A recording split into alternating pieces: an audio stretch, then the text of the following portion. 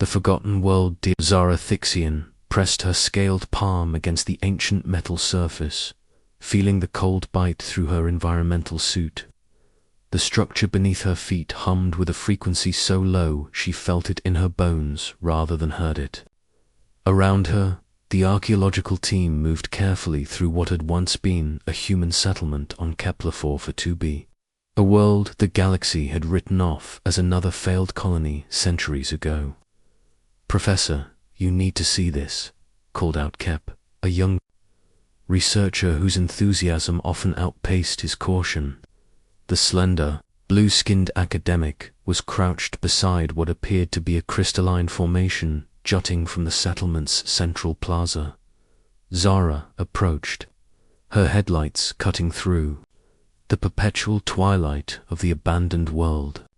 The planet's dying sun cast everything in shades of amber and shadow, making the crystal formation seem almost alive as light danced across its faceted surface. Unlike anything in their databases, the crystal pulsed with a faint internal glow that seemed to respond to their presence. "Fascinating," Zara murmured, running her scanner along the crystal's base. "The molecular structure is unlike any naturally occurring mineral. This appears to be some form of manufactured storage device." She paused as her readings spiked. Kep stepped back. "I'm detecting active energy patterns." The young researchers' excitement was evident even through the CUM system. "Active. But this colony has been dead for over 300 standard years. The humans abandoned it when their terraforming efforts failed. That was the official record, anyway. Humanity had been one of the first species to achieve faster-than-light travel, spreading across the galaxy with remarkable speed and ambition. But they had also been one of the most mysterious, establishing colonies that seemed to vanish as quickly as they appeared. Most galactic historians attributed this to human overreach and poor planning. The current dominant species, the Hegemony Alliance, had built their empire partly on the bones of failed human settlements like this one. "Stand clear," Zara warned as she activated her deep scan probe. The device hummed to life, sending penetrating beams into the crystal's core. For a moment, nothing happened. Then the crystal blazed with brilliant white light, and every piece of equipment in a 50-meter radius activated at once. Ancient human machinery that had lain dormant for centuries suddenly surged to life. Lights flickered on throughout the settlement, revealing the true scope of what lay beneath the accumulated dust and debris. This hadn't been a small outpost, as their initial surveys suggested. It had been a major installation, with structures extending deep underground. Emergency protocols activated. A calm artificial voice announced in perfect galactic standard. Long-range beacon now transmitting. Message repeating. The Watchers are returning. All species are advised to maintain peaceful intentions. The Watchers are returning. Zara felt her blood turn to ice water. Watchers? What Watchers?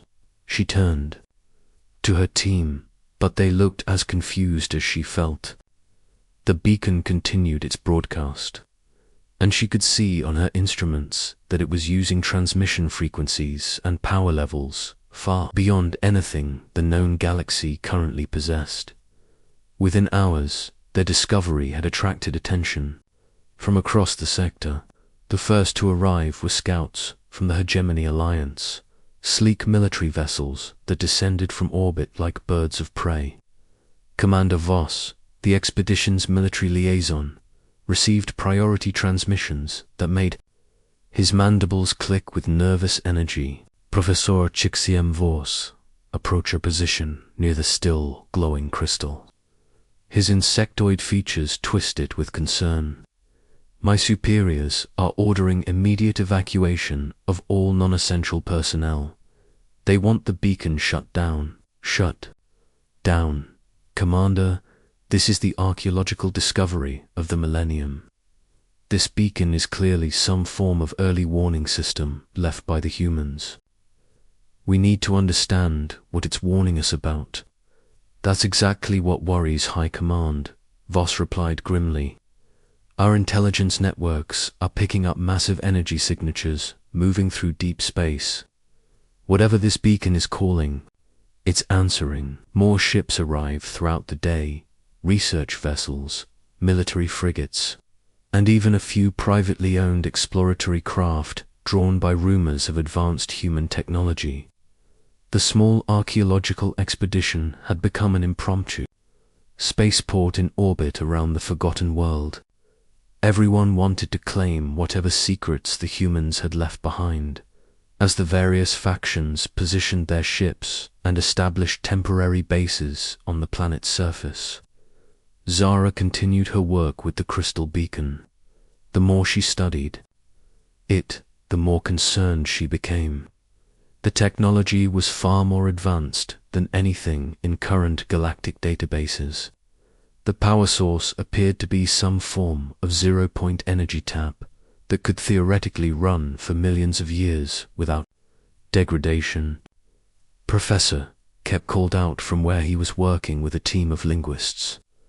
We've been analyzing the beacon's message patterns.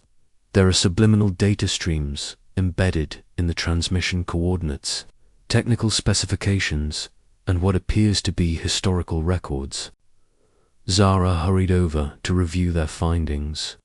The data was staggering in its scope and implications.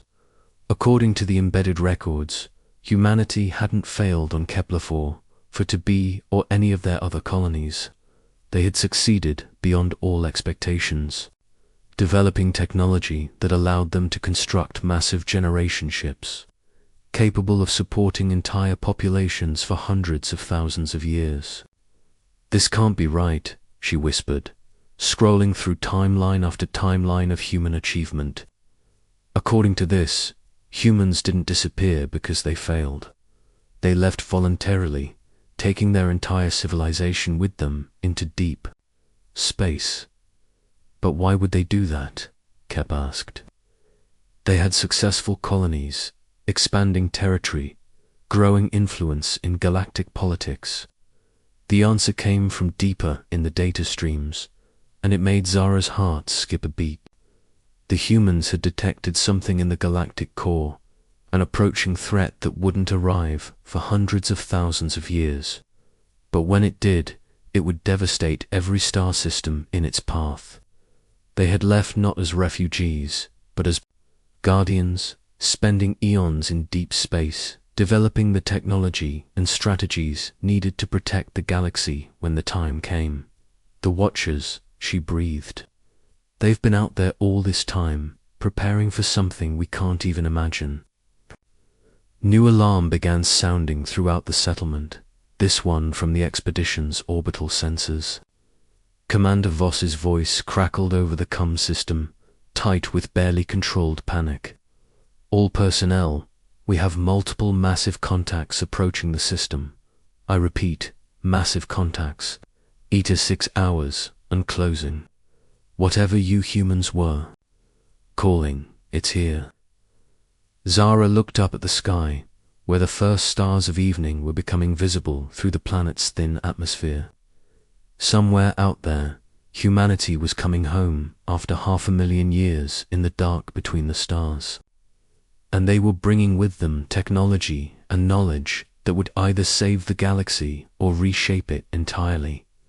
The crystal beacon pulsed brighter, its message now carrying additional data streams that spoke of vast fleets, impossible weapons, and most importantly, a species that had spent 500,000 years learning patience, wisdom, and the true meaning of guardianship, as the alien factions above prepared for what they assumed would be either first contact or conflict. Zara realized they were about to discover that humanity had never been gone. They had simply been waiting, watching and preparing for the day when the galaxy would need them most. The waiting was over. Asterisk. The return of the Guardians. The first human ship emerged from hyperspace like a leviathan breaching the surface of an ocean. It was enormous, easily 10 times the size of the largest vessel in the hegemony fleet, and yet it moved with a grace that defied its massive bulk. The hull was a deep, midnight blue that seemed to absorb light rather than reflect it, and patterns of silver traced across its surface like the neural pathways of some vast mind. Commander Voss watched from the bridge of his flagship as more ships appeared, each one unique in design but clearly part of the same fleet. There were vessels that looked like crystalline cathedrals, others that resembled organic growths of metal and light, and some that seemed to shift and change shape as he observed them. "Sir," his communications officer reported, her voice tight. "With nervous energy, we're receiving a transmission from the lead vessel. It's in galactic standard, but the translation matrices are struggling with some of the concepts." "Put it through," Voss commanded, his mandibles clicking with authority despite the fear that crawled up his spine. The viewscreen flickered to life, revealing a human female in what appeared to be a simple, dark blue uniform. She had the typical human features, bilateral symmetry, forward-facing eyes, pale skin, but there was something in her expression that spoke of vast experience and unshakable confidence. Behind her, the bridge of her ship stretched away in a display of technology. That hurt to look at directly. "I am Captain Alina Vasquez of the UES Endurance," the human said, her voice carrying the weight of centuries. "We are responding to the beacon signal from the archaeological expedition on the surface. We come in peace and with hope for productive dialogue with the current galactic community." Commander Voss found his voice after a moment of stunned silence. "I am Commander Voss of the Hegemony Alliance military forces. We... We were not aware that humanity had survived. Our records indicate that your species disappeared from known space over 300,000 years ago." A slight smile crossed Captain Vasquez's features, and Voss realized with a chill that she looked no older than 30. Standard years despite claiming to represent a civilization that had been gone for millennia. "We didn't disappear, Commander. We evolved. We discovered threats to this galaxy that required us to develop capabilities far beyond what we possessed when we last walked among the younger races. We have spent the intervening time preparing to defend our shared home. Threats." This came from Dr. Zarathixian, whose voice carried up from the surface through the communication link. "Captain Vasquez, I'm the xenocheologist who discovered the beacon. The data streams mention something approaching from the galactic core." Dr. Thixian, Captain Vasquez, nodded respectfully. "Your work has been exemplary. Yes, there is a threat approaching, a self-replicating artificial intelligence that consumes stellar matter to fuel its expansion. Our models indicate it will reach the outer rim systems in approximately 800 standard years. We are here to ensure that the galaxy is prepared." The implications hit Commander Voss like a physical blow. 800 years seemed like a vast span of time, but on a galactic scale, it was barely a moment.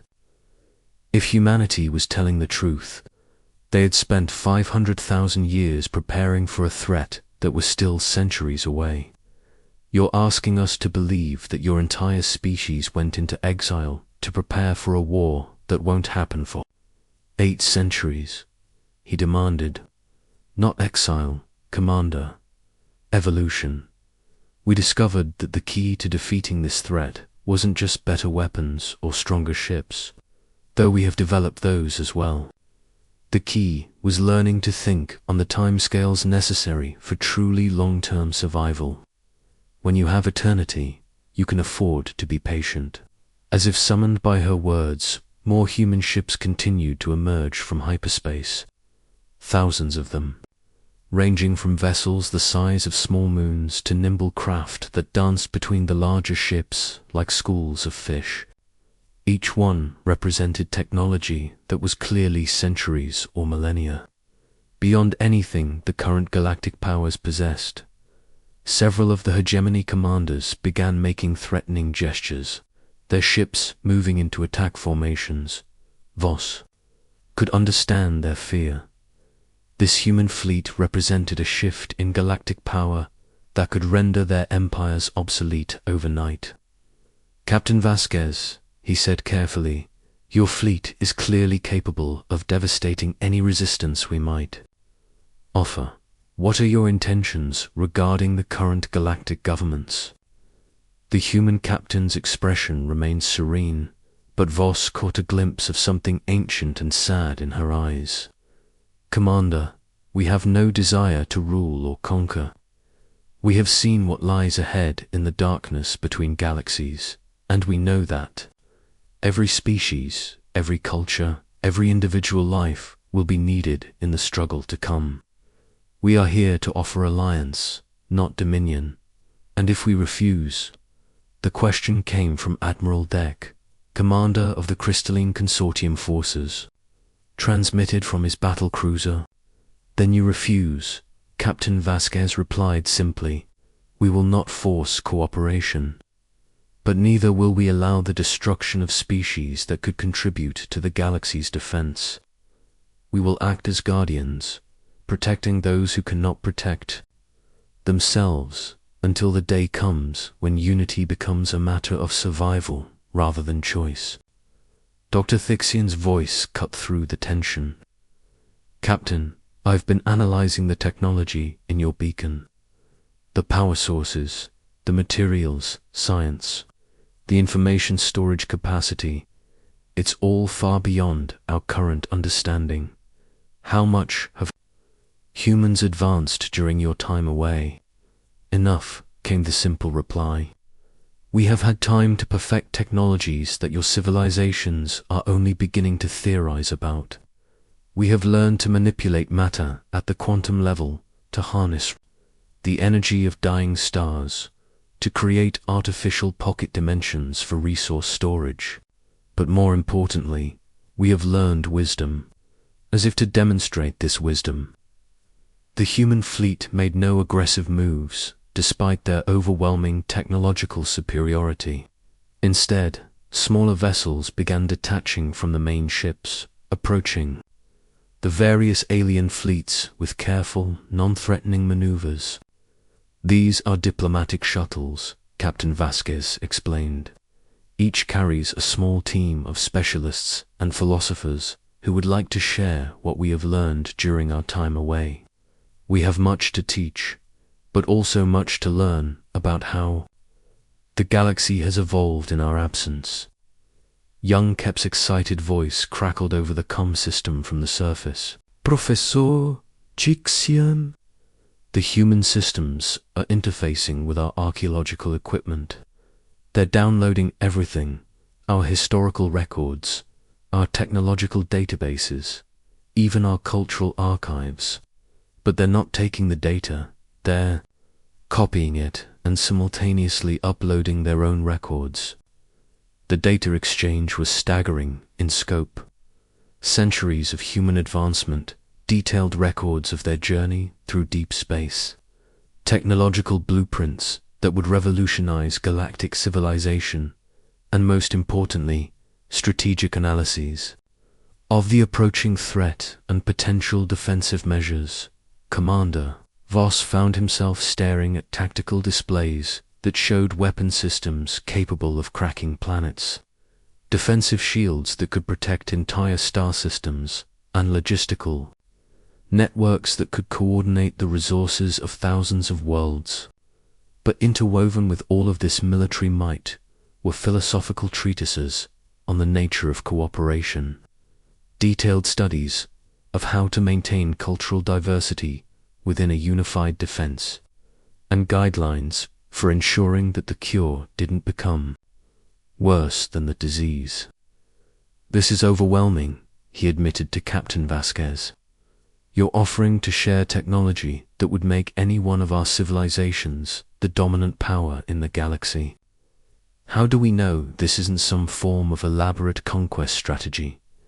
The human captain's smile was patient and understanding. Because, Commander, we have already seen what conquest looks like on a galactic scale. The approaching intelligence has consumed dozens of galaxies, each one following the same pattern. Internal warfare weakens, the collective defense until the external threat arrives to finish what the inhabitants started themselves. We offer cooperation because it's the only path to survival. Over the following days, as diplomatic shuttles moved between the human fleet and the various alien factions, a new understanding began to emerge. The humans had indeed spent 500,000 years evolving, but not just technologically. They had developed a form of collective wisdom that allowed them to think and plan on timescales that dwarfed individual lifespans. Asterisk. Dr. Zara Thixian found herself aboard the Endurance, walking through corridors that seemed to stretch for miles, past laboratories where humans worked alongside artificial intelligences more advanced than anything the galaxy had ever seen. The crew she met were friendly and curious about the current state of galactic civilization, but there was something in their demeanor that spoke of having seen wonders and horrors beyond imagination. "We volunteered for this," Captain Vasquez explained as they stood in an observation deck looking out at the stars.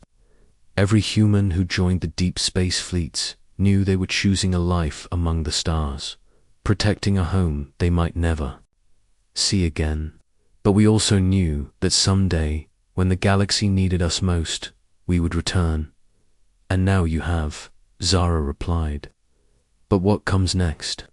"Now we begin the real work," the captain said, her voice filled with quiet determination.